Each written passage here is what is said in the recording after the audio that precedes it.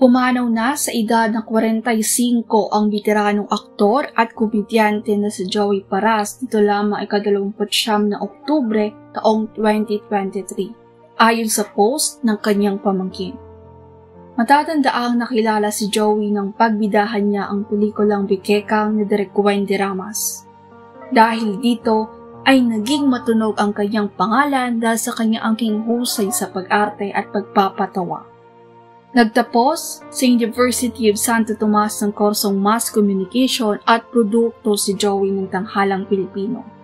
Naging bahagi rin siya ng musical version ng Shasha Zaturna noong 2006 bago tuluyang pumasok sa showbiz. Nagwagi rin siya ng Best Supporting Actor sa New Breed category ng 2013 Cinemalaya Independent Film Festival dahil ito sa kanyang pagganap bilang cyber scammer sa Babagwa o Spider's Web.